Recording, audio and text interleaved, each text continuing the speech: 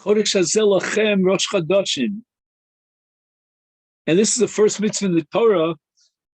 And Rashi even says at the beginning of his commentary that the Torah should have started with this mitzvah.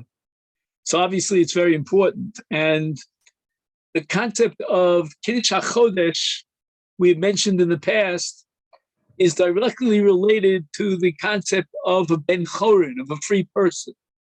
And that's something, that connection that we would like to explore today. HaChodesh hazeh lachem. Lachem means it's yours. The months are yours. Until now, you've been a slave. You've been an eved leparo b'mitzrayim. Now you're ben chorin, and lachem, the months are yours. The time is yours. I'd like to talk for a few minutes here about the mitzvah of matzah. The Torah says that you should eat lechem oni. And if you take a look at the beginning of the Haggadah, the introduction is Halacha Anya, the achala avasana bi'ara de Mitzrayim. What does it mean? The achalna avasana bi'ara de Mitzrayim. Our forefathers ate this lechem oni in Mitzrayim. Offhand, it means that on the night of the Geula, they ate lechem oni. And that was the special mitzvah of matzah, implying that the rest of the 210 years that they spent as Avodah Mitzrayim, they ate lechem, they ate regular chametz, but that's not so necessarily. And there's an entire school of thought that during the entire period of Avdus and Sheba b'Mitzrayim, the Jews ate matzah. And this is the opinion of the Sforno in Parshas Bo, and he comments that not only was it on the night of Yetzias Mitzrayim that they didn't have time to allow the dough to rise to leaven and they ate matzah, but even during the entire balance of their avdus, the Mitzrim were working them hard every moment. The Mitzrim did not give them any time for themselves, and even when they allowed the Hebrews to bake their breads, it wasn't baking in the normal sense. It was, you have no time over here. Time is mine. We're the masters. You're the slaves. And you're going to have to take the matzah and eat it as such, lechem oni. And if that be the case, then we have something very interesting, fascinating about lechem oni, about the concept of matzah. Matzah, according to the Sforno, and many agree with him, has a double meaning to it. It's got two sides of the equation. It's got zeichel liavdus and zeichel licherus. We remind ourselves of the long period of time of avdus in which the Mitzvah would not allow us to bake our breads. Time was not in our control, and therefore we had to eat matzah, lechem oni. And the word oni means poverty, means suffering, means oppression. And on the other side, on the night of Geula, of Yetzias Mitzrayim, we ate matzah. We had a special command to eat matzah. And the matzah was baked b'chipazon in a very great haste. And that's zeichel legula. So what is matzah? Matzah really has two sides. It's on the one hand, an indication of golus, of avdus, of shibud. On the other hand, it is a symbol of cherus. And as much as we may think that these are mutually exclusive, they join together in the matzah, in the lechem oni. And the lechem oni now becomes indicative of both dimensions. In fact, when we open the Seder with Halacha Anya, the achalu avasana, we have in mind both the lechem oni that our forefathers ate during the entire Shibud of Mitzrayim for hundreds of years, and the lechem oni that they baked on the night, and they ate on the night of Geula. And that's perhaps the paradox of lechem oni.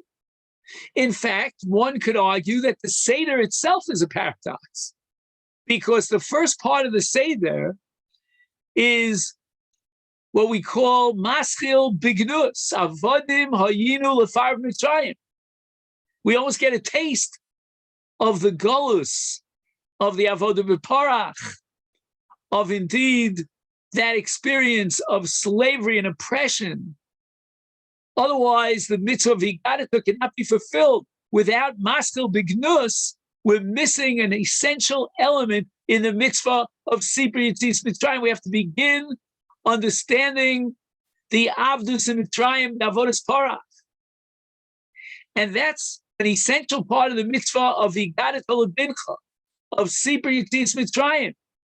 One could argue that the entire section of the Haggadah that we read, which is called Magid, is all about Avodim Hayinu L'Farav Mitzrayim.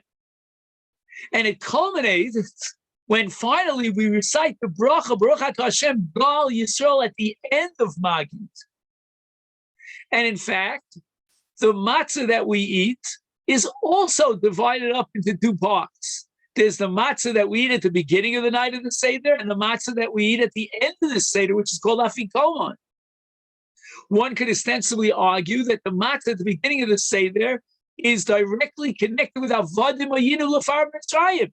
I would never have the chutz for the audacity to suggest that, except for the Sforno. Now that the Sforno and others who followed in his footsteps understood that lechem oni that we're pointing to, this lechem oni, which we're going to break at the beginning of the Seder in Yachatz, because Darko Shel Oni Beprusa is reminiscent of the poverty and the oppression that the Mitzvah forced us to eat matzah during that Redu Shanim. And then there's another matzah that we eat, the matzah that we eat at the end of the Seder, after reciting Hallel, and of course, far after Gal Yisrael. That matzah is Zecher LeGeula. That's pure Geula. That's the matzah of the night of the Seder. And if this be the case, then perhaps we could shed a light on a very interesting problem in the Haggadah itself. When we look at the structure of the Haggadah, we find the following. There is a section called the Arba Banim. As you all know, there's one of the four Banim is the She'eno Yodea Lishol. He doesn't have the ability to ask questions. Perhaps he's not curious enough. Perhaps he's more of a passive individual. He's not incisive. Maybe he doesn't know how to formulate his questions intelligently. He's the She'eno Yodea Lishol. And immediately after that section, we find a section about Higadata Lebincha. And the Baal Haggadah, based on a Mechilta, vacillates as to when the mitzvah of Higadata Lebincha should apply. Is it possible that we would fulfill the mitzvah of Higadata Lebincha from Rosh Chodesh as early as Rosh Chodesh? This Shabbos we have Rosh Chodesh. We might want to read the Haggadah. We'll see exactly whether there is such a valid minhag to read the Haggadah Rosh Chodesh. But there definitely was a hava minhag in the Mechilta that we would fulfill this mitzvah exactly on Rosh Chodesh. And then the Mechilta goes on and says, well, by Yom Ahu, Yochel Mibod Yom, maybe on the 14th of Nissan, until finally the Mechilta concludes that it says Ba'avur Zeh, and the Zeh means we point to the Matzah Umara. And the mitzvah of the Higadata Lebincha is directly connected to the mitzvah of Matzah Umara, which means that the mitzvah of Matzah Umara, and of course at the time of the Mikdash, the mitzvah of Pesach, has two dimensions. One dimension is the Achila, but the other dimension is the Haggadah. As the Maharsha points out, we fulfill the mitzvah of Haggadah through the Matzah Umara. And therefore the Mechilta concludes that the time for Haggadah is Bizman Matzah Umara Munachim Lefanecha. When you have a mitzvah of Achilas Matzah, Achilas Mara, Achilas Pesach, then you fulfill the mitzvah of Higadata. But we have to ask two questions. One question is, what was the Havamina in the Mechilta? And we needed a special drasha lafuke. We had a Havamina that the mitzvah of Higadata could be fulfilled as early as Rosh Chodesh, 2 full weeks before the Chag HaGeula? And secondly, why did the Baal HaGoda structure and integrate this Mechilta into the question of the She'eno Yodea Lishol? And perhaps the answer is that for She'eno Yodea Lishol, we might have had a Havamina that his mitzvah vigadata is fundamentally different. The mitzvah vigadata is b'derech she'ela u'tshuva. The Rambam makes a big deal about this in the 7th chapter of Chametz Matzah. The Rambam even goes on to say, as if he doesn't have a ben, then let his wife ask him the question, let him he himself will ask him the question. It's always got to be derech she'ela u'tshuva. But now the Mechilta is saying that derech she'ela u'tshuva is so essential to the mitzvah of the Gadat of Sipri Tzitz Mitzrayim that the Zman of the mitzvah has to reflect that dimension of She'elo Tshuva. And the She'elo Tshuva is only on the mitzvahs halayla. What is going to stimulate the question? What arouses, causes the arousal of the question in our minds? And number two, what kind of answers are we going to give to those questions? And bizman she Pesach Matzah umarar munachim lefanecha. Manishtana alayla zeh. Why are we eating matzah? Why are we eating the korban Pesach? Every night this and every night that. Are we eating maror? The questions that we ask are stimulated by the mitzvahs halayla. And not only that, the answers that we give all have to do with the mitzvahs halayla. That's wonderful. And the maskana here is clear. We cannot fulfill the mitzvah vigadata before that night of the 15th when we have the mitzvahs halayla. But what are you going to do with the She'enu Yodea Lishol?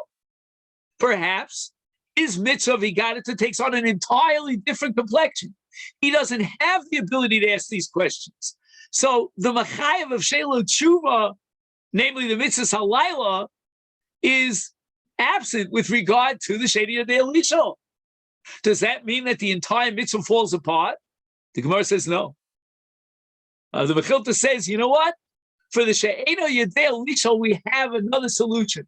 The mitzvah is going to take on a different form, a different complexion. It's going to be generated by Rosh Chodesh. Rosh Chodesh is now meaningful as the Zman Pesach, as early as 2 weeks before the Geula, for a time for Higadata, which is a Higadata without She'elo Tshuva.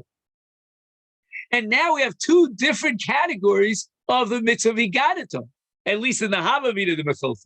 There's one Higadata that has nothing to do with Pesach Matzah Maror, and it's not a matter of asking questions about the mitzvahs halayla and getting answers.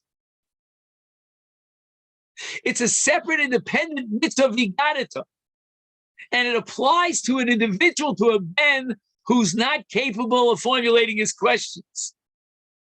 And then there's a mitzvah vigadata in the ideal, perfect sense. The shleimus ha-mitzvah is ba'avur zeh, is bizman shem pesach matzu maror munachim lefanecha, on that night of the 15th, when we have to eat the mitzvahs halayla, then we have to ask questions. And our questions are all about these separate special mitzvahs halayla, but that doesn't apply to the She'enu Yodea Lishol. So therefore, Yachol Mirosh Chodesh, I would have a Havamina that with regard to the She'enu Yodea Lishol, there's a separate new chefta, a new category of the mitzvah vigadata, in which the vigadata means we, the father, the teacher, the chacham, and the rebbe take the initiative. Vigadata. We're not going to wait for the questions.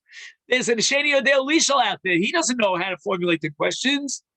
Now you've severed the entire connection and the interdependence between Vigadata and the question and answer. Now Vigadata takes on a separate, independent entity. And the Machayev is the Zman Pesach. And when does the Zman Pesach begin? The answer is Bisman HaCherus.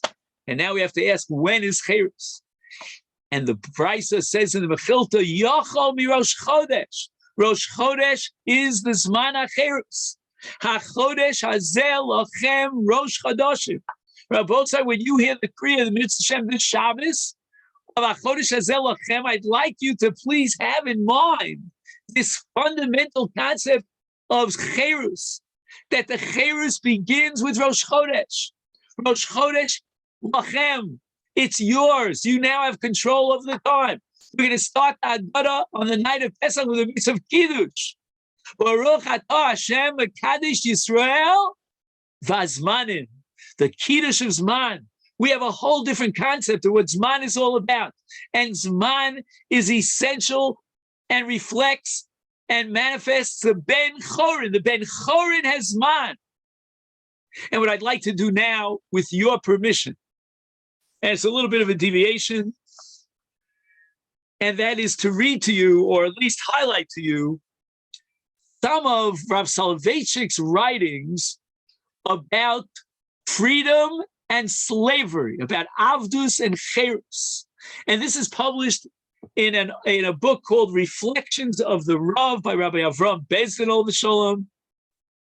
And the only one here who might be able to follow me inside, if you don't have the book, is David Spiegel, because he has it in his WhatsApp, but I just wasn't able to send it earlier. I didn't have it on my desk.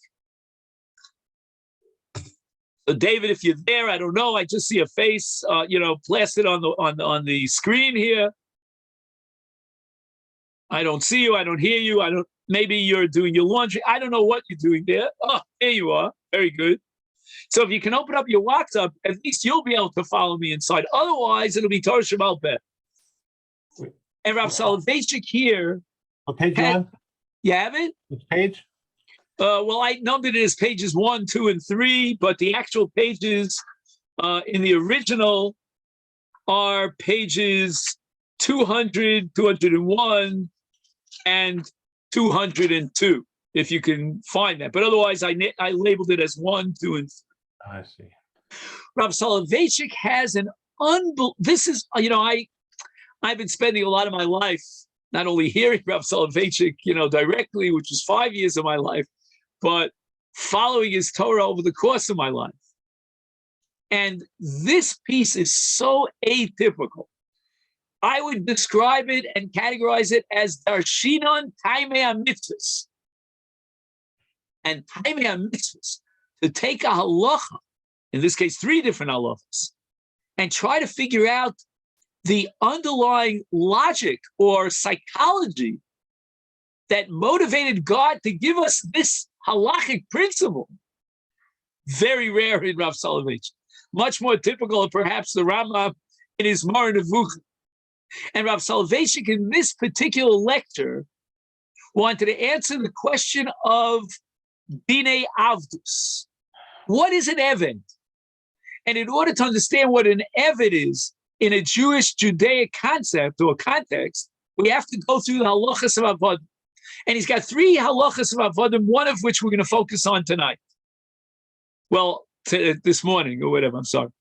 And what is that? Number 1, an Eved is excluded from Kiddushin. He has no Ishus. He has no Yichus, no Yuchsin. Number 2, an Eved is Posel Yedus. We don't rely on his testimony. Okay, again, there are pages and pages about those 2. We're going to focus on number 3. Number 3, an Eved is Patur from Mitzvahs Aseh Shazman Groma, from time-bound mitzvahs. So Rav Soloveitchik says the following.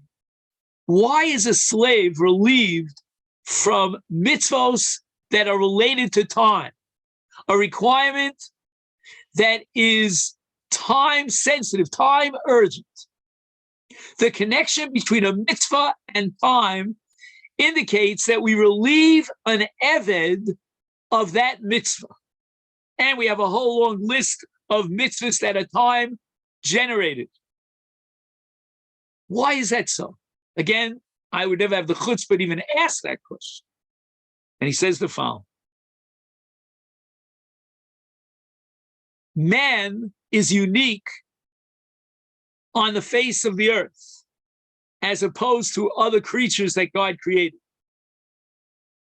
Because man experiences time.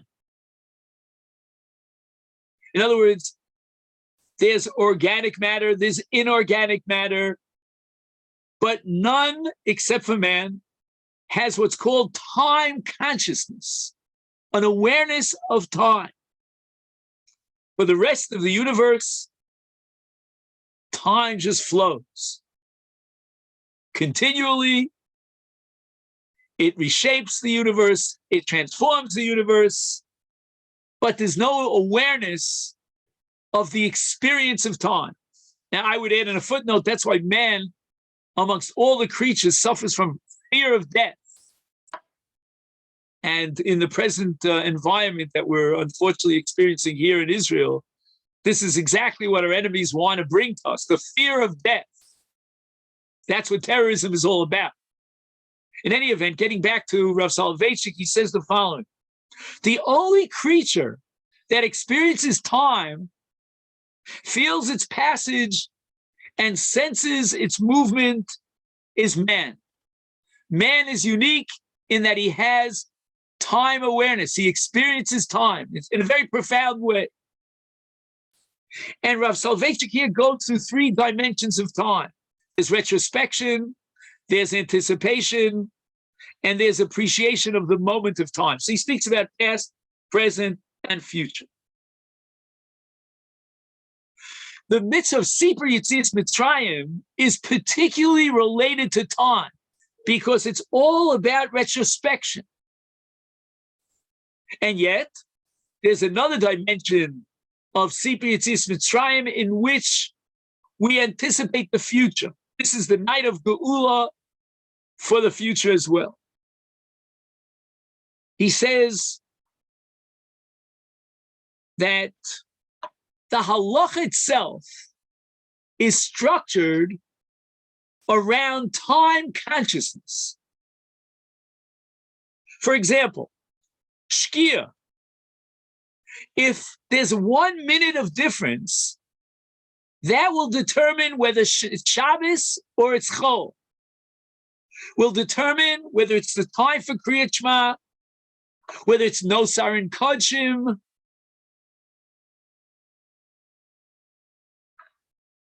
And this is so fundamental in the observance of halacha.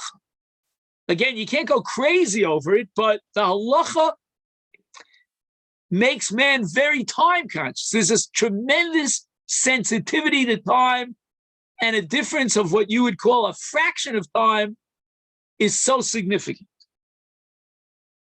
However, says Rav Soloveitchik, and here's the breakthrough: time awareness is the exclusive faculty of free man, what we call a ben chorev,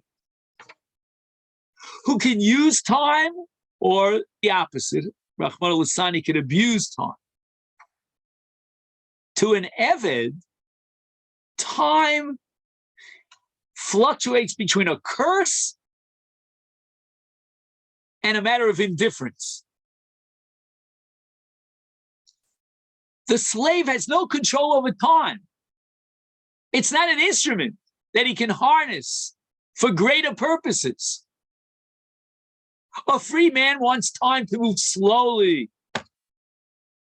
This happens to me every week. I don't know if this happens to you. I wake up on a Tuesday morning, usually happens to me on Tuesday,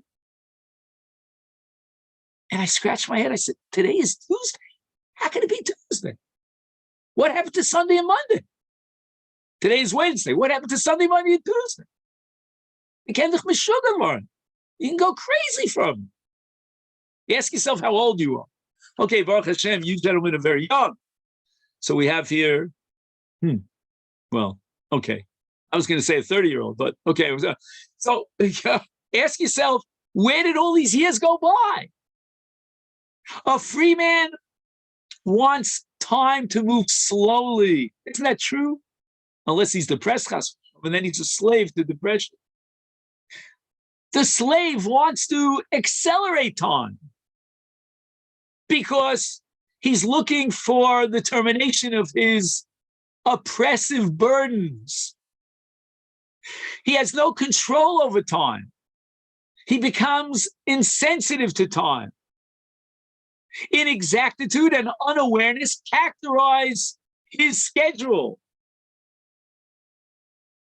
And for many people, even if they're so-called free, unfortunately, when they retire in their later years, they enter into the misery of idleness. That's why I warn you, don't retire young. That's what I heard from my father. My father said it to me 12 times. If you have the energy, don't retire. Again, who's going to hire you? That's a different question. But I'm saying in theory, a slave doesn't feel needed. He doesn't feel that he has a valuable contribution to make. He has no great anticipation of the future. For him, life is bland, emotionless flow of time. And now he talks about the Shoah. In the concentration camps, night and day became indistinct and blurred. By the way, Rav Soloveitchik did not go through the Holocaust. What was not done one day could be done the next day. Opportunities lost or anticipated generate no great excitement. Time was loosely and meaninglessly structured. This is the condition of a slave. Any mitzvah that's defined by time, that's time sensitive, does not obligate the slave. These mitzvahs of time, urgency are only meaningful because they're related to what came before the mitzvah and what will follow after the mitzvah. They are structured within a framework of time, and their significance is derived from their association with a particular segment of time. The slave is excluded from that. He doesn't have mitzvah saseshes man grom. Elsewhere, by the way, the Rav speaks about women and how the Torah of women in time has nothing in common with the Torah of an Evan, even though they both derive from the same law of Gzeir Shom. But anyway, that's not for now. Today was focusing on slaves, male or female. And he goes on to say that from Jewish halachic perspective, time is declared a holy entity. Only a free man can relate to time as holy, as a great, significant potential. Beautiful piece, if you get a chance. I think David was kind enough to send it to you by email. I apologize, I didn't have it. I didn't have access to it before, earlier enough. If this be the case, Rabbosai, if time is so critical to a free man, and it's related integrally to, and essentially, to Ben Chorin, we begin to understand the significance of HaChodesh Hazeh Lachem Rosh Chodoshim, a whole new light on when we should start reading the Haggadah in the Havamina of the Mechilta, Yachol Mirosh Chodesh. Because on Rosh Chodesh, we commemorate his Chadshus in Zman, the holiness of time. We're Mekadesh the Chodesh. We're Mekadesh the Zman. And then there's another Kiddush which we recite on the night of the Seder.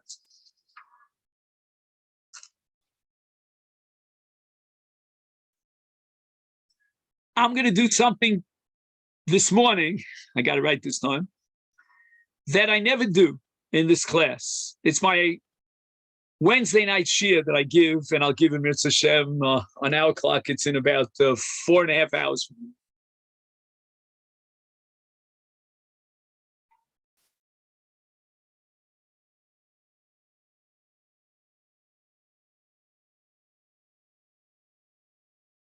We said that according to the Sforno, Halacha Anya, the entire concept of Lechem Oni connects the past with the Geula. The past, meaning the Mitzrim that forced us to eat Matzah for those 210 years of Shibud Mitzrayim, together with the Chag HaGeula of the Matzah that we ate on the night of redemption. Very paradoxical. And we suggested that there are two matzahs, and maybe we break the matzah, indicating the two dimensions of matzah, the matzah of Golus and Shibud, the matzah of Geula, and perhaps we can add another element into the equation.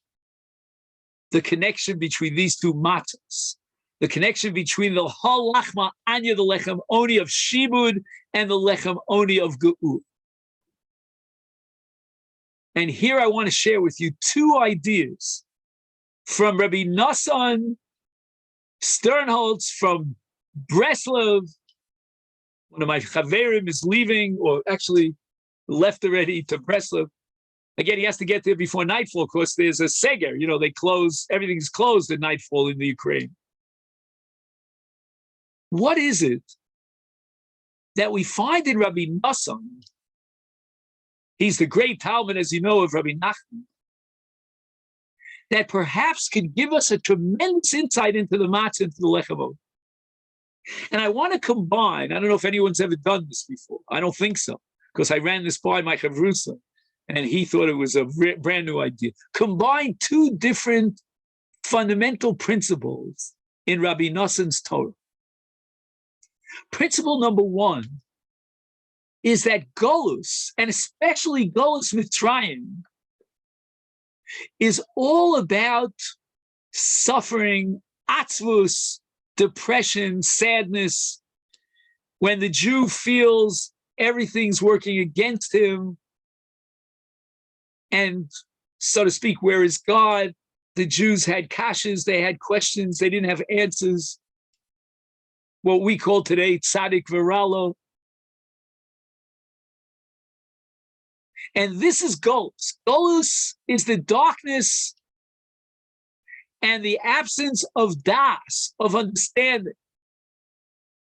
And we don't have das, we end up with atzvus, we end up with sadness. We're sad about so many different things, and we grieve and we mourn, Rachmana litzlan. Geula is the tikkun, is just the opposite. And the geula is simcha. What is simcha? Simcha means when I appreciate that everything that happens is part of a divine plan. God is good, and everything that happens is good. The famous kishem in the Gemara Brachos, right? Kishem shemevarchem ba, kach mevarchem bla. That's simcha. That means I appreciate that God gave me whatever he gave me. I don't deserve anything, but it's all chesed. Says Rabbi Nissan, the symbol of simcha for Geulas Mitzrayim is the matzah. Matzah is the bechina of simcha, because on that night of matzah, we were redeemed by HaKadosh Baruch Hu, b'chipazim, with an urgency. And that's all about simcha. That's all about appreciating what God gave us, and especially the redemption. And that's going to be the tikkun to rectify the essence of Golus, which is atzvus. Elsewhere, I found in Rabbi Nissan's writings over and over again the concept of Yagon Vanocha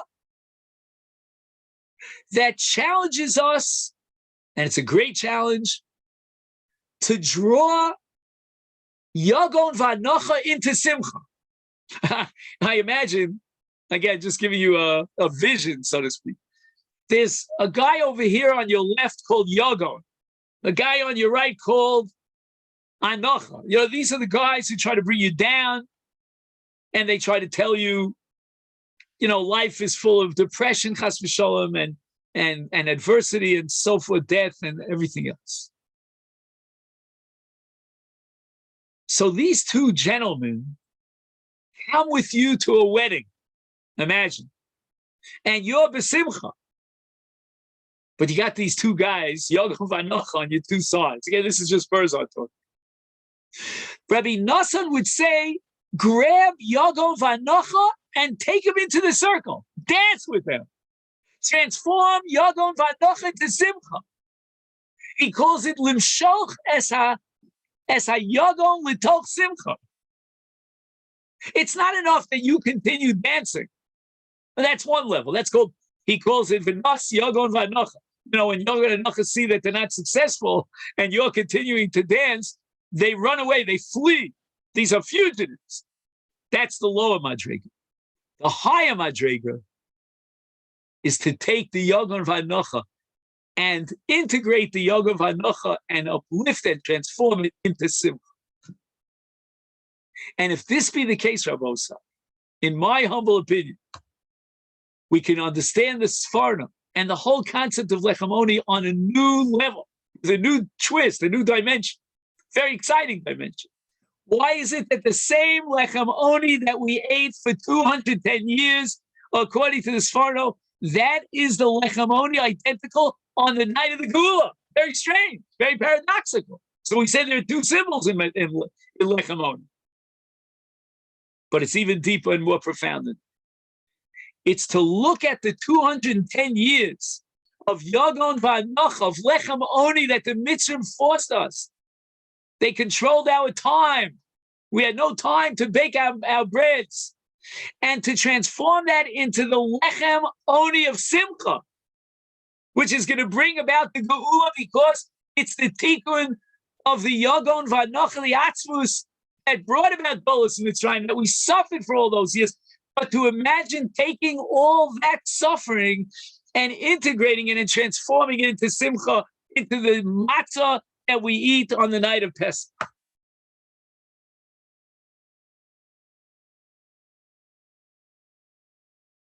And all this is because of our appreciation of Zman, of time.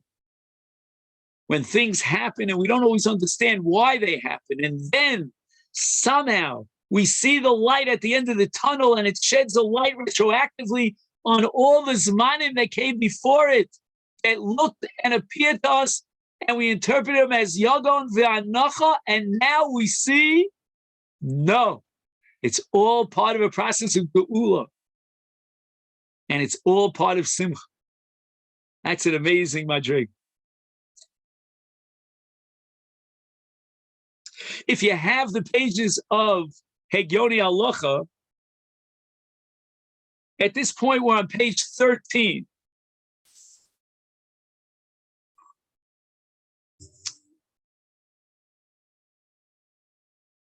He suggests here, after analyzing the poskim, basically the Ramah, you'll see this in footnote number 21 on the bottom of page 13, Shulchan Aruch Arachaim Siman Taf Lamed, and the dissenting view of the Vilna Gaon. It's very rare that the Gaon of Vilna is upset with the Psak of the Ramah. But here's one occasion. The Ramah codifies a minhag to read the Haggadah on Shabbos Haggadah.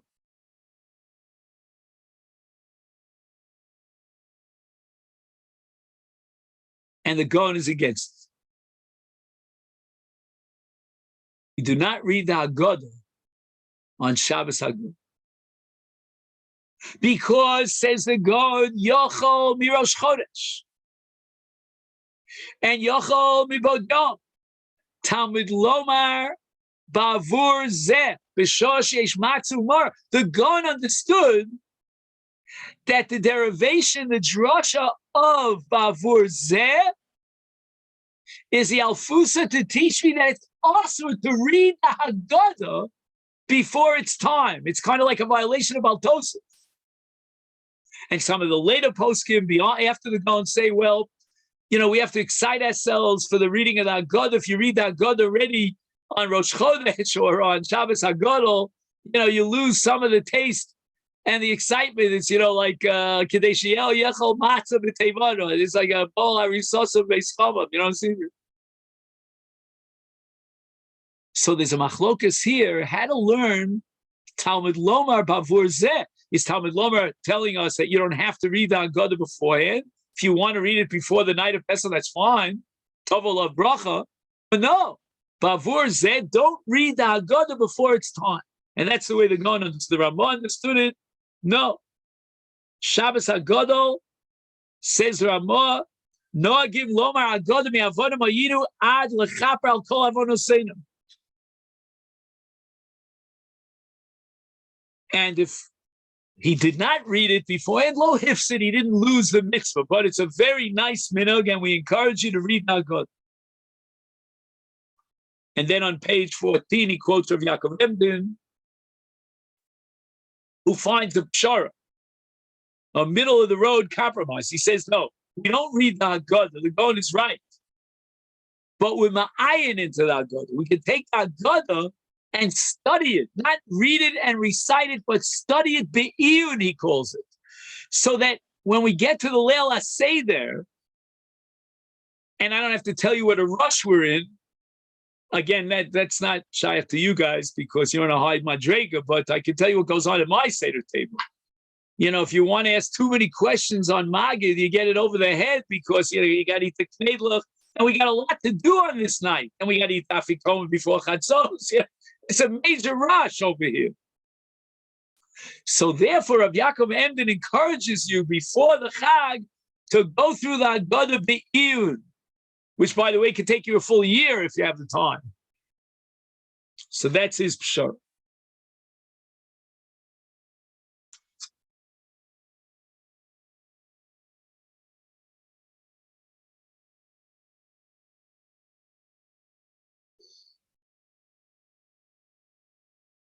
Rashi that we mentioned earlier teaches us that Chodesh Hazel Lachem Rosh Chodeshim has to come after Sefer Bereshis, so that we can establish as a nation our claim to Eretz Yisrael. The Haggadah, to some extent, also emphasizes this idea. We have the 4 Lashonos of Geula, and it culminates with Vehevesi. That's the 5th Lashon of Geula. The entire process of Yetzias Mitzrayim culminates almost 40 years later when they enter into the land of Eretz Yisrael. And the mitzvah of Kiddush HaChodesh will be delayed, will be postponed until we enter into Eretz Yisrael. Only there will we fulfill the mitzvah of Kiddush HaChodesh. And therefore, our claim to Eretz Yisrael is absolutely critical to the mitzvah of Kiddush HaChodesh. HaChodesh Hazel Lachem, Rosh Chodesh, the mitzvah of Kiddush HaChodesh can be only fulfilled in the light of and following our claim to Eretz Yisrael, to the land of Israel. He writes that Kiddush HaChodesh, shehi mitzvah rishona, and it's tavu b'klal Yisrael, but only b'knisasam li Eretz Yisrael. And on page 15, quoting the Sugin Brachos and Sanhedrin, ein mekadshin HaChodesh ela bi Eretz Yisrael.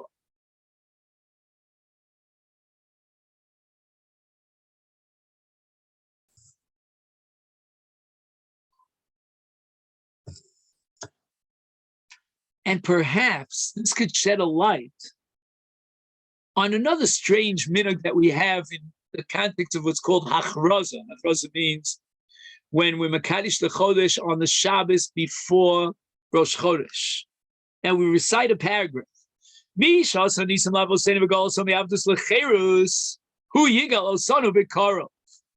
Fine. God redeemed us from Avdus Lecherus, and the ultimate is Vevesi, and that's the Geula, the final Geula. The last stage of Geula is when we enter into Eretz Yisrael. The kiyum of the promise, the divine promise of Vevesi that God had promised Avraham Avinu to Yitzchak to Yaakov. But why at the moment of Hachrozas Rosh Chodesh are we speaking about Asalanu Nisim Galas Avosenu Me Avdus Lecheres V'Hu Yigal Osanu B'Karo? This is not the mitzvah of secret Yetzias Mitzrayim. What's it got to do with Kiddush HaChodesh? So on page 15, on the bottom of the text itself, he has an amazing quote from the Levush, Rav Mordechai Yofa, lived 5 centuries ago. Lefisha mitzvahs Rosh Chodesh, hiya mitzvah rishona miyad kshenigalu mitzrayim.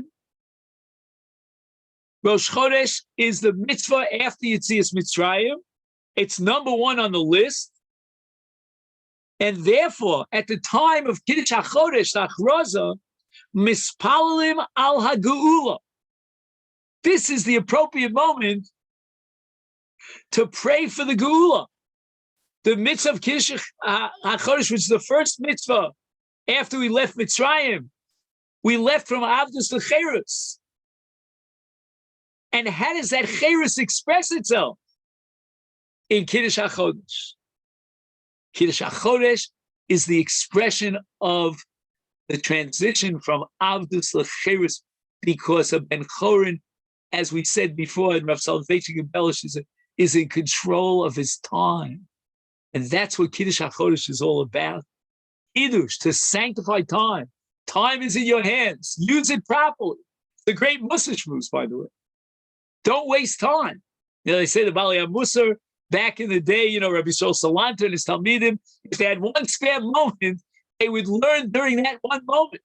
They say it also about Rav Chaim Kanevsky, who just passed away. Yeah, every moment counts.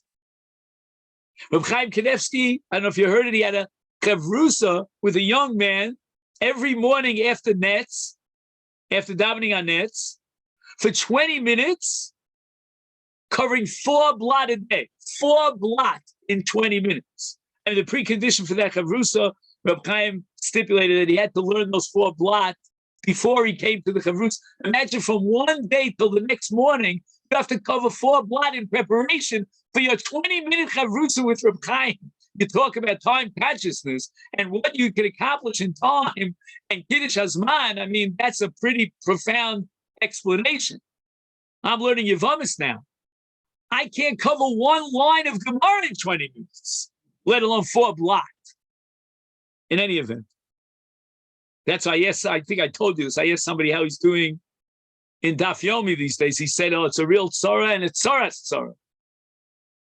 So one of the simanim of Cherus is the kiyum mitzvah of Kiddush HaChodesh. And that's what Geula is all about. Determination of an Eved. Entering into Cherus, the redemption of Mitzrayim, is all about Cherus Mizman. The Zman becomes our own, and that's why Kiddush HaChodesh is the stepping stone and the sedgeway into Geula. So that on the day of Hachrozas Rosh Chodesh, Hu Yigal Osanu mi'avdus lecherus, the avdus lecherus of Rosh Chodesh is the avdus lecherus of Yitzias Mitzrayim to Eretz Yisrael, to enter into the land and the ultimate Geula. Ukimeit seisanu me'eretz Mitzrayim yirenu niflos v'yigolenu. And now we're up to Hashbos HaChametz. Okay, we're up to page 17 now. And we have to time ourselves. Again, we're still avodim to time to some extent. We haven't experienced the ultimate Geula yet. So we have 10 minutes here to cover Hashbos HaChametz, which obviously is impossible, but we'll give it a try. All right. What is the mitzvah of Hashbos HaChametz? Tremendous machlokas. Unkelis, and Rashi seems to follow Unkelis, translates the word tashbisu in Parshas Bo as tevatlu, meaning bittul. And the Gemara says in Pesach Daf Daled, midaraisa b'bittul b'alma sag. You complete your mitzvah of tashbisu with bittul, and the Rambam calls it hashbasa b'lev. Very rare that the halacha considers a thought as an action. She'avatel hachometz b'libo yachshiveu ka'afa. V'yosim b'libo kilu eino b'shukso v'ein lo chametz klal. That's what bittul is all about. However, there's another dimension to tashbisu, and that's a ma'aseh. Not just bittul b'lev, but an action of destroying the chametz. And how do I know this? From Rabbi Akiva in Pesachim Daf Hey, Rabbi Akiva says that when it says Ach Bayom Harishon Tashbisu, it doesn't mean on the first day of Pesach. And how do I know it? Because Rabbi Akiva holds Havara Lilav Yotzis. Havara is Asur on Yontif with a lav. And Hashbasa would be in violation of that lav if you take the words Bayom Harishon literally. Hence, says Rabbi Akiva, you cannot take it literally. And by Yom HaRishon means, Meikara Mashma means the day before Yom HaRishon. And Rabbi Akiva proves that from many psukim in the Torah. So that on the 14th of Nissan, we're obligated in Hashpasa. If we're talking about Hashpasa B'Lev, my friends, Rabbi Akiva has no argument whatsoever, because Hashpasa B'Lev is not a violation of a law of Yontif, but rather there is a Maisa mitzvah which is prohibited on Yontif, and we can only fulfill it on Erev Yontif. So the mitzvah of Tashbisu can be fulfilled, says the Ran at the beginning of Pesachim, the very famous long Ran, takes up a whole page. I was learning Chavrus of my father, may rest in peace, and I got stuck on the top line of the Ran. He was ready at the bottom of the page. I decided after that, no, I'm not sure it's such a great idea to learn Chavrus of my father. Anyway, so what is this act of biur? We have two options, says the Ran. We can either do Hashpasa B'Lev, or we can destroy it. The Chazal insisted on bdika and biur chametz to destroy it physically. They didn't want to rely on our Hashpasa B'Lev. Ain't they'll say him till b'nei adam shavels. Who knows if he'll have the right kavanah and the right intention to be mavatal his chametz. So we need Hashpasa in the physical sense. I don't think it means we have to burn our house down. Mavin Yovin. I mean, it's just here we call it the chametz kuris. Anyway, I have a lot to say about that, but not for now. So we have machlokas between Rabbi Yehuda and Chacham. Rabbi Yehuda says, "Ein biur chametz al sreifa," and we're going to derive the mitzvah of chametz from the mitzvah of nosar. And the Torah says, with regard to nosar, "Ba'esh tisrofu." Nosar becomes a paradigm for Isurei Hanah that requires Sreifa, and Chametz is also by Hanah requires Sreifa. Comes along the Chacham to say, no, you cannot derive Chametz from Nosar, Ashbasasa b'chol davar zorim far l'ruach, just get rid of it. Flush it down the toilet if you want. You don't have to burn it. And there's an amazing chiddush of the Rashash. Did you ever think, why do we burn the spoon in the fire at 10 o'clock in the morning on Erev Pesach? Was in the spoon shoulder? Spoon is not chametz. So the Rashash says that Sreifa requires eitzim, requires wood. I mean, all the Beis HaMikdash, you know, the whole din of eitzim. And even nosar has to be burnt on eitzim. Where's the eitzim? He says the spoon is a wooden spoon. I never knew that the spoon has to be wooden. My father used to say something totally different. He was a darshan, so he used to say that the reason we burn the spoon, and for that matter, we burn the candle, I don't know if you have that minute, and the bag and everything else, is because the spoon and the candle are looking for chametz. And any of us, as someone who looks for chametz, you know, he also has to be burnt. You know, you could look for chametz in someone else's reshus. In any event, Rav Shlomo Zalman Auerbach has an interesting chiddush on page 19. We should not pour, what's it called in English, neft? Help me out here, guys. Onto the chametz. What's it called in English? I have to get out my dictionary here, which I have. Anyway, you know what I'm talking about. That Kerosene. Kerosene, right. Don't pour anything like kerosene onto the chametz before you light it on fire. It's a bad idea because you have to burn the chametz when it's chametz. And once you put the kerosene on the chametz, it's no longer chametz. It's already nifsal me'achilas kelem. So Rabbi Yehuda requires sreifa. And that's the minig of Klal Yisrael, to try to burn the chametz, not all of the chametz.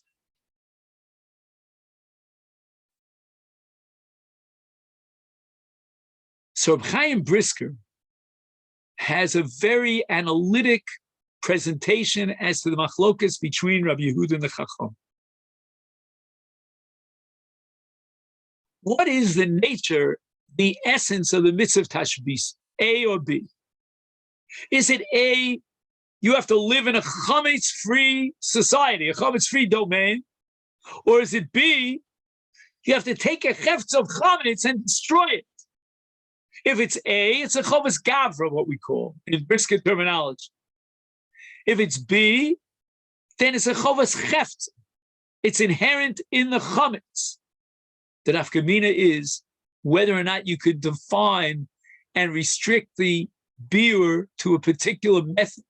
If it's just in the gavra, to live without chametz, if I could send the chametz in a satellite up to the moon, that also would be a mitzvah of tashbisu, because it's a mitzvah in the gavra, not in the chefta. That's the shittas chacham hashbesasa b'chol davar zora mafar l'ruah.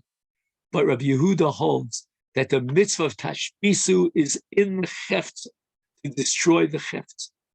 And the Torah specifies, whenever it comes to destroying the chefta, like nosar and kodshim psulim, it's sreif. And based on this, and with this we'll complete it, Rav Chaim wants to answer up a kasha of Rabbi Kiva Eger on the tour. The tour in Rav Chaim Siman Tov Mem Hey Paskins that Efer Chametz HaNisrach is, just one second, let me read it to you. This is on the bottom of page 19.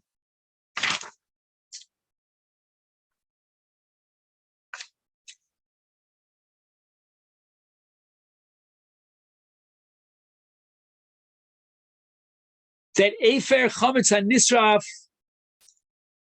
is mutar ba'ana, but according to the Chachamim, if he buries the chametz, and that's called hashbesasa b'chol davar, afro asur. And the Torah invokes the principle of nases mitzvah. So we have a principle all over Shas, especially in Kodshim, and after you fulfill its mitzvah, you're allowed to benefit from it, as to a truma tmeya and so forth and so on. So now, Rabbi Kiva Eger comes up and he objects to the Torah. He says, if you're talking about mitzvaso, nases mitzvaso, what difference does it make? Why is the Torah introducing the machlokas Rabbi Yehuda and the Chachamim? It's irrelevant. Even though the Chachamim do not specify and require that tashbisu be in one particular derech in sreifa, but even the Chachamim would agree that if you burn the chametz, you're makayim the mitzvah of hashbesasa b'chol davar of tashbisu, and therefore we should invoke the principle of nases mitzvasa.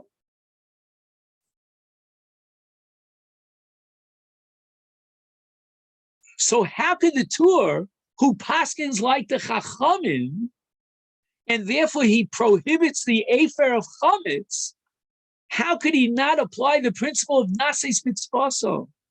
Says Reb Chaim, nases mitzvasa only applies when the mitzvah is in the chefta. If the Torah tells you to destroy the chefta, then by destroying the chefta, we apply the matir of nases mitzvasa to allow you to benefit from the Efer. And that makes sense according to Rabbi Yehuda, because Rabbi Yehuda holds name bir chametz el sreif, it's a kiyum in the chefta. But according to Chachamim, hashbesasa b'chol davar, it's not a kiyum in the chefta. You have not been makayim the mitzvah in the chefta. Yes, you're makayim the mitzvah in the gavra, but not in the chefta. Sreifa is just one of many, many methods of guaranteeing that you're in a chametz-free society. But that's a kiyum in the gavra. It's not a kiyum in the chefta. Even if he uses sreifa as his method, it's not a kiyum in the chefta. Nases mitzvaso, according to Reb Chaim, is matu the Efer when the sreifa is a mitzvah in the chefta. And that's true according to Rabbi Yehuda, says the Torah. According to the Chachamim, Efer chametz hanisraf is asur b'ano. There's nases mitzvaso name, says Reb Chaim. What the Torah means, it's that it's a nases mitzvaso in the gavra, but not a kiyum in sreifa and beer in the chefta. Okay, Rabbi, say this is what we'll accomplish for today. And if anybody wants to ask any questions, now could be a good time. I don't understand that last part. Why would it not be? Why is it not mutter the offer? According to Reb Chaim, there are two categories of mitzvahs. There's certain mitzvahs that are klapi the cheft. The cheft itself originates and generates the mitzvah, and the ma'aseh mitzvah addresses and is fulfilled in the cheft. Okay. In other mitzvahs, you have to do the mitzvah and push away the chefta. You may have to destroy the chefta under certain conditions, but the destruction is not in itself the mitzvah. It's not the chefta requires destruction. It's that you have to be without chametz. And if you have chametz in your rishus, guarantee that you have no more chametz in your rishus. That's tashmisu. And that's the machlokas Rabbi Yehuda Chacham, and the nafkamina is going to be the afer. And this is where Reb Chaim defends the Torah against Rabbi Kiva. The Torah is maintaining that we paskin like the Chachamim, and therefore the afer of chametz hanisraf is aser b'ana, because you did not fulfill the mitzvah in the chefta. When do we apply nasis mitzvah? So that's when there's a mitzvah klape hachefta. But if there's no mitzvah klape hachefta, then even if you burnt the chefta and you fulfilled your mitzvah, that's a gavra, but not nasis mitzvah. So therefore the afer is aser. But the effort is a new concept. It's a new item. I mean, I don't see where it. That's a different question, Joe. That's not for us today. I mean, we have a question of transformation of the chefta. It could be that certain parts of the chametz are still visible. You know what I mean? You have to go through the sugya. I was just trying to very quickly give you Reb Chaim. But the only thing, Joe, I would really. Reb Chaim said to the student who wanted a chavrutz, you got to prepare 4 blocks. So I'm going to tell you to prepare the Reb Chaim. You can't miss it. It's right there. I mean, Reb Chaim ties this into another issue about whether you get malchus for owning chametz on Pesach, whether it's a lav anitak le'esei or not a lav anitak le'esei. And he says that a lav anitak le'esei means that there's a lav in the chefza of the chametz, and now there's an essay in the chefza of the chametz. But if you hold ashbesasa b'chol davar, and that's not a nituk of the lav. Okay, but again, you have to go through Reb Chaim. That's not. This is not for us today. Yeah, we have that with the effort from the base of Migdash, right? They would take it. You couldn't use that. That's what he's getting at. That kind of could be. You have to know. I don't know. I'm not learning. I'm not learning the sugya inside right now. I'm just giving you a little bit of a taste of what the Hegyonei Halacha gives you here. What's the Rav up to? What's going on? Hi, Dr. Foster. How are you? Oh, wait a second. I know. So Bobby asked me how I'm doing, and you asked me what's going on. Words, so who should I answer first? Bobby's asking how you're doing to someone on the phone. He wasn't addressing me at all.